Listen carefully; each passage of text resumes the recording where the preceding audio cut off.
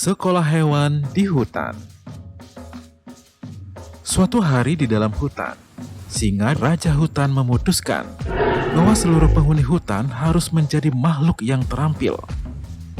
Jadi dia pun mendirikan sekolah hutan yang diperuntukkan untuk anak-anak hewan yang ada di sana.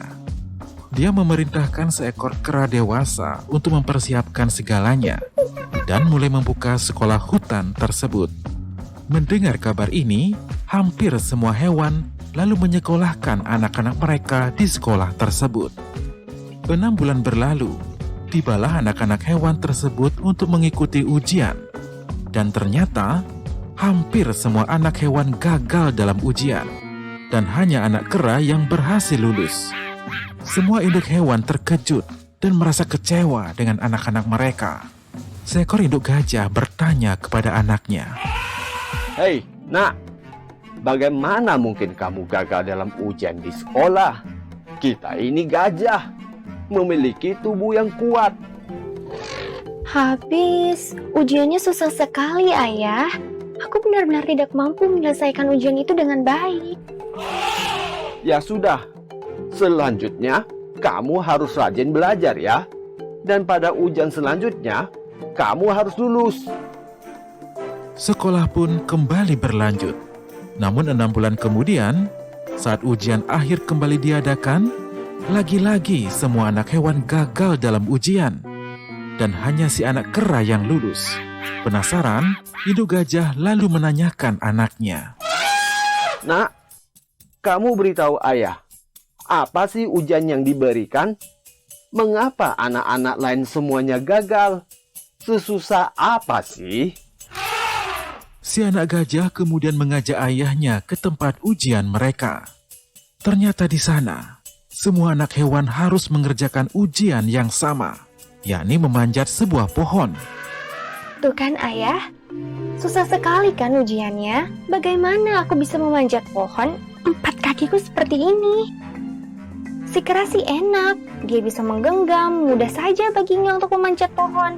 Itu sebabnya dia bisa lulus, Ayah. Namun karena penasaran dengan kemampuan yang dimiliki anaknya, sang induk gajah menyuruh anaknya untuk kembali mencoba memanjat pohon tersebut. Anak gajah itu mencoba memanjat lagi pohon tersebut, namun gagal. Saat itu, lewatlah seekor elang. Merasa tertarik, elang tersebut mendekati mereka dan bertanya, "Dari atas saya melihat ada seekor anak gajah sedang mencoba memanjat pohon. Memangnya apa yang sebenarnya sedang kalian lakukan?"